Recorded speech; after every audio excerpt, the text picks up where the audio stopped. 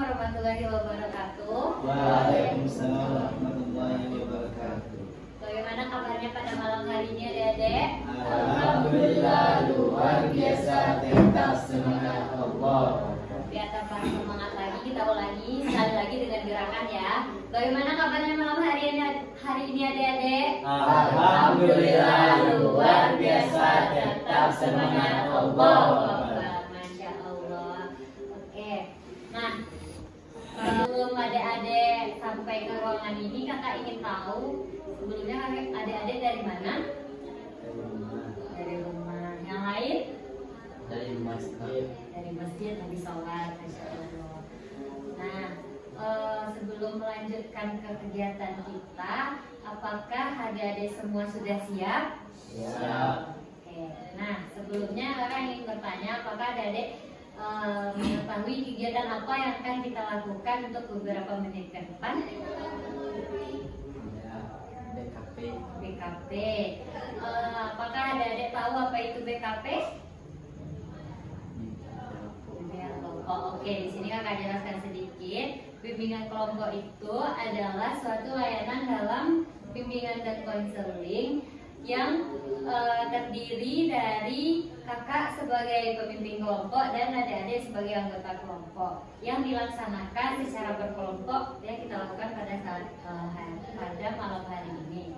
Nah, bimbingan kelompok ini bermanfaat untuk memberikan informasi atau membahas topik yang lagi hangat-hangatnya pada saat ini, yang bertujuan untuk menambah wawasan adik-adik serta untuk melatih keterampilan komunikasi adik-adik satu sama lain di sini. Nah, sampai di sini adik-adik paham? Paham. Oke, bimbingan kelompok ini juga kakak harapkan dalam bimbingan kelompok ini adik-adik secara terbuka dan secara normatif mengemukakan pendapat satu sama lain.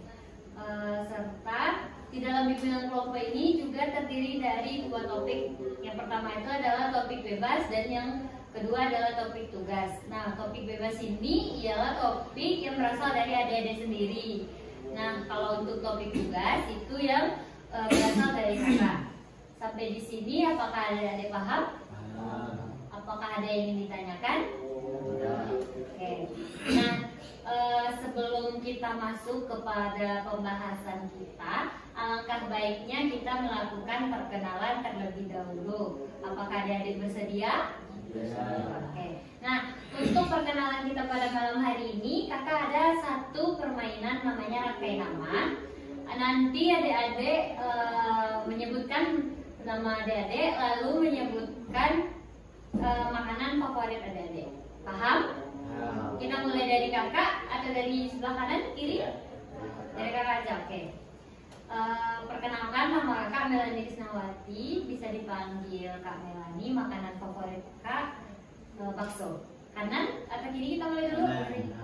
Oke, dari kanan dulu kita mulai lebih baik ya. Silakan, adek. Perkenalkan, nama saya Jaden Aprilio, biasa dipanggil Jaden. Makanan favorit sate. Oke.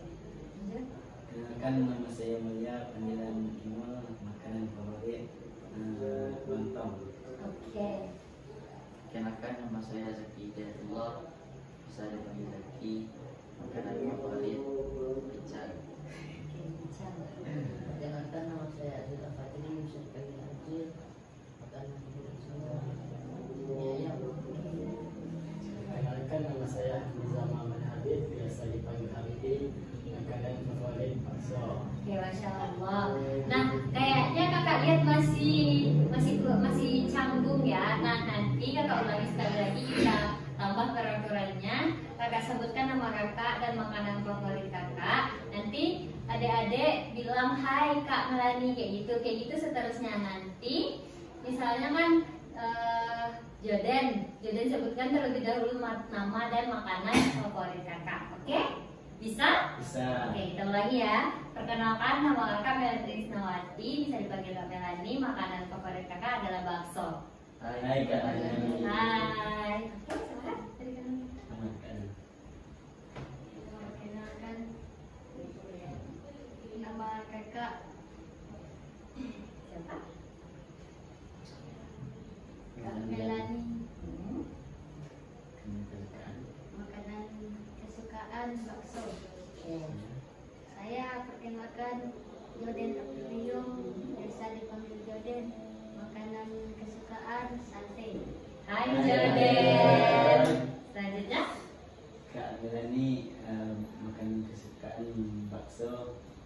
Jadi makanan kesukaan sate. Dia Malia makanan kesukaan lontong. Hai Mulia. Melani makanan kesukaan bakso, dan makanan kesukaan sate, Mul makanan kesukaan lontong, saya Zaki makanan kesukaan saya pecel. Hai Zaki. Kak Melani makanan kesukaan bakso, Joden makanan kesukaan sate, Mul makanan kesukaan lontong, Zaki makanan kesukaan ayam, saya Adil makanan kesukaan ayam. Hai Adil. Kak Melani makanan kesukaannya bakso, Joden makanan kesukaannya sate, Imul makanan kesukaannya lontong, Zaki makanan kesukaannya pecel, dan Ajin makanan kesukaannya pecel ayam, mie ayam, dan saya sendiri makanan kesukaan saya Hamdiza Muhammad Adil, bakso. Hai Hamdi. Nah, kalian kayaknya sudah ada aura-aura keakraban di antara adik-adik masing-masing. Nah, kita beralih ke pembahasan kita pada hari ini. Kakak akan mengambil topik tugas, yaitu topik dari kakak sendiri. Kali ini, pada kesempatan kali ini kita akan membahas mengenai emosi. Kakak harapkan adik-adik nanti secara terbuka dan teratur mengungkapkan pendapatnya masing-masing mengenai topik yang akan kita bahas pada hari ini.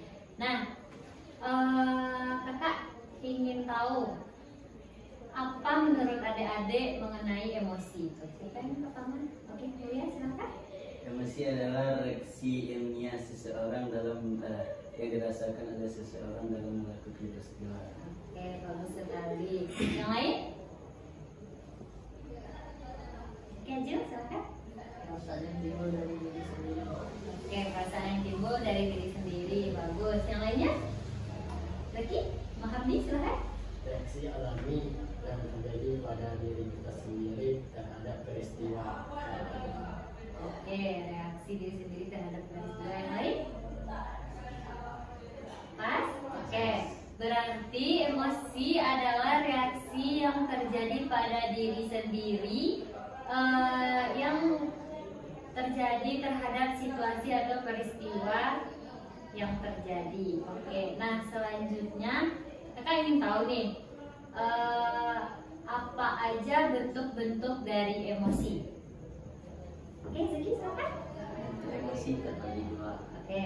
emosi positif dan emosi negatif. Oke, bagus sekali. Positif dan negatif. Oke, yang lain? Contohnya Oke. marah dan satu lagi bahagia. Oke. Emosi marah termasuk ke yang negatif, bahagia ke yang positif. Yang lain? Ada lagi? Pas. Oke. Nah, berarti emosi itu terbagi menjadi dua bentuk. Yang pertama adalah emosi positif. Emosi positif ini adalah emosi yang menggambarkan suasana nyaman. Contohnya senang, bahagia, atau tersentuh, itu juga termasuk emosi bahagia. Nah, yang kedua emosi negatif. Emosi negatif ini memperlihatkan seperti kondisi yang lagi tidak nyaman. Contoh emosinya, emosi marah, kecewa, sedih, dan yang lain-lainnya. Nah, selanjutnya menurut adik-adik semua, apa dampak yang terjadi jika kita tidak dapat mengelola emosi yang tidak terkendali? Ayo, siapa yang ingin mengatakan lagi? Silakan. Susah fokus, Kak. Susah fokus. Selanjutnya,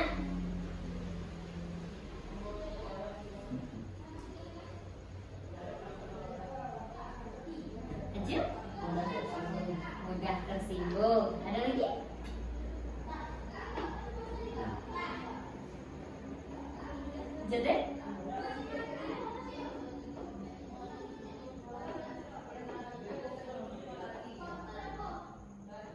masih banyak lagi udah tersinggung, kurang fokus, bisa lebih gampang stres, lelah. Oke. Nah, menurut adik-adik, dari emosi yang tidak terkendali tadi, apa penyebabnya bisa seseorang itu menjadi emosian? Oke, silakan melihat. Karena dibentak orang tua. Oke, karena dibentak orang tua. Ada lagi? Ajil? Faktor lingkungan. Lagi? Faktor internal. Hamdi? Kurang percaya diri. Kurangnya kepercayaan diri. Jadi ada jadi? Merusak orang lain. Oke. Nah, faktor-faktor yang dapat menyebabkan emosi kita tidak terkendali itu pastinya banyak ya adik-adik.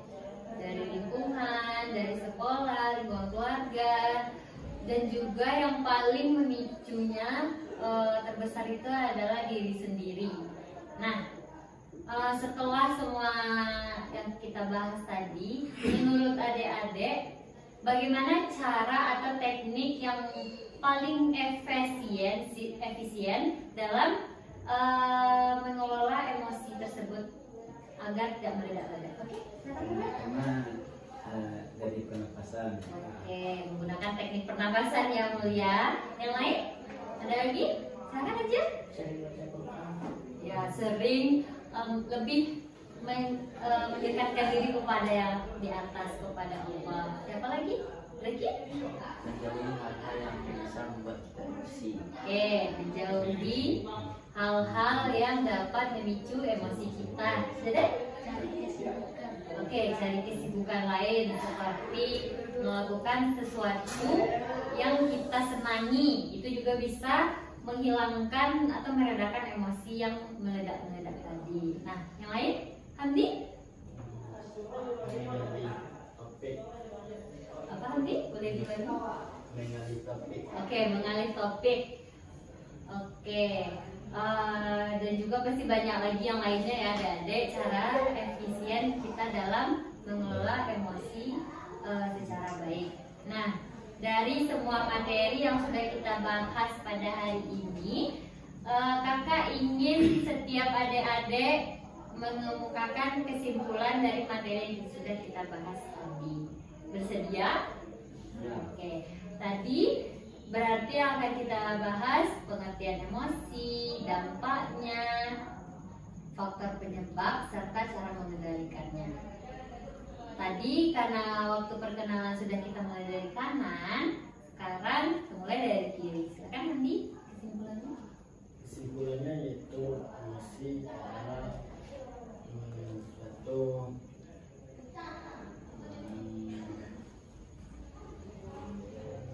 reaksi alami terhadap diri kita sendiri menghadapi peristiwa yang ada. Dan penyebabnya yaitu bisa faktor internal diri kita sendiri, seperti kurang percaya diri ataupun dari keluarga.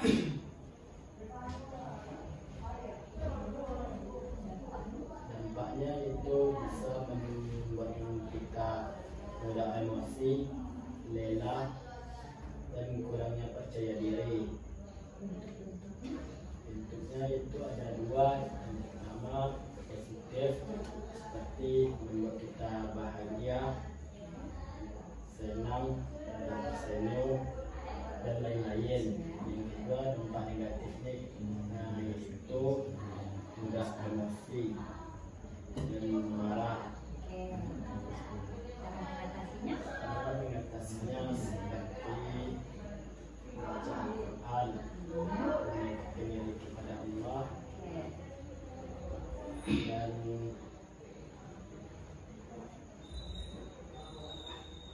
sholat 5 waktu.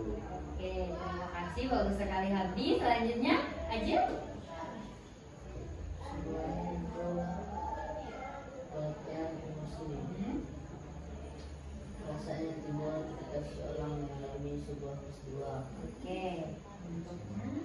Bentuknya yaitu ada dua, itu positif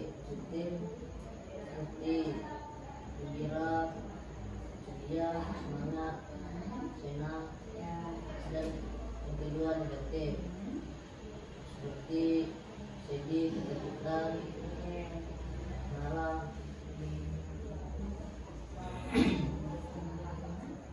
Faktornya itu bisa datang dari faktor internal, yaitu dari diri sendiri, dari tidak percaya diri, ataupun dari faktor eksternal, dari lingkungan ataupun dari keluarga. Dampaknya yaitu kita bisa gampang marah dan sulit untuk mengontrol emosi. Cara mengatasinya itu mengatur pernapasan tubuh, sering minum, mengalihkan kepada hal-hal yang bermanfaat, dan mendekatkan diri kepada Allah. Bagus sekali Ajil, terima kasih. Selanjutnya Zaki. Kesimpulan yang dapat saya ambil adalah emosi adalah reaksi ilmiah yang dirasakan seseorang saat menghadapi peristiwa.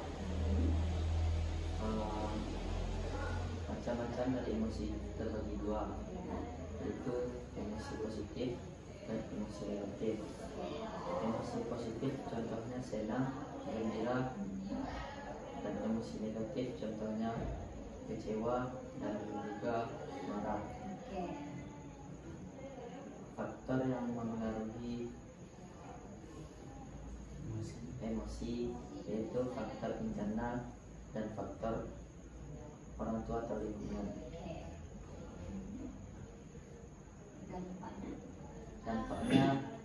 Dampak dari emosi tersebut, kita kurang fokus dalam segala hal, dan kita kurang percaya diri untuk melakukan segala hal.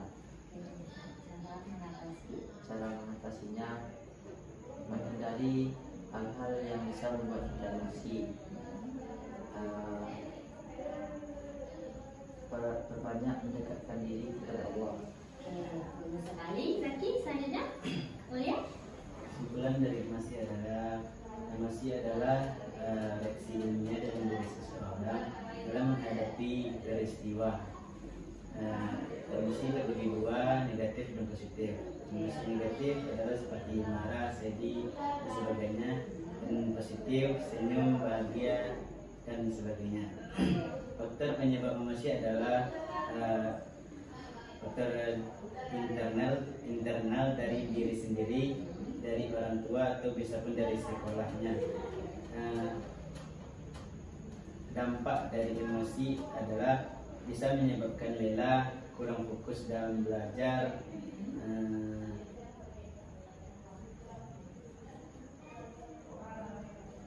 cara mengatasi emosi itu melalui teknik pernapasan, mengalihkan topik seperti mencari kegiatan hal-hal yang positif. Oke, bagus sekali Mulia. Selanjutnya Dede.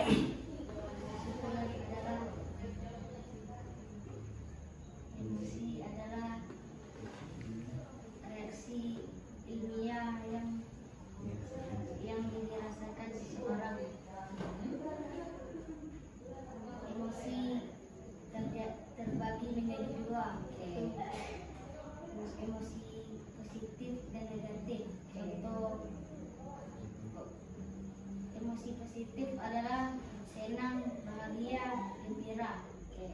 Contoh emosi negatif adalah sedih, marah.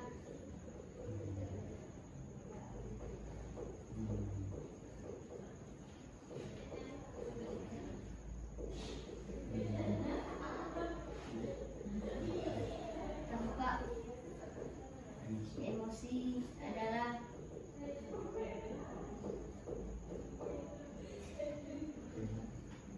lelah, kurang fokus. Faktor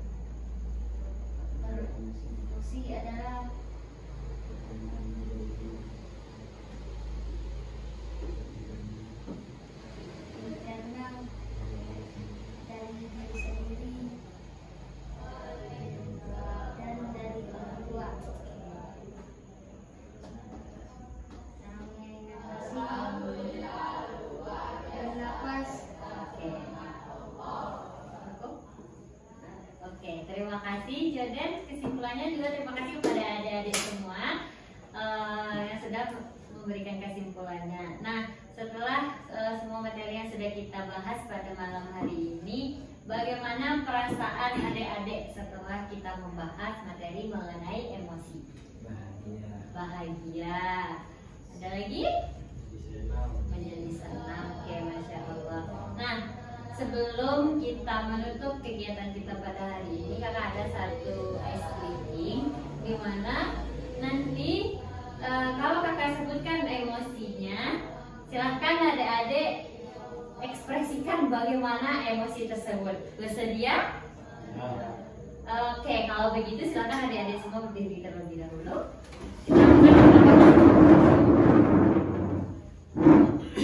Siap? Siap. Oke, bebas berekspresi adik. Emosi bahagia. Oke. Emosi marah. Kok ketawa? Berarti emosi marahnya ketawa. Gimana emosi marahnya? Oke. Emosi sedih. Oke, tepuk tangan untuk kita semua. Semangat ya, lagi. Coba dulu. Nah,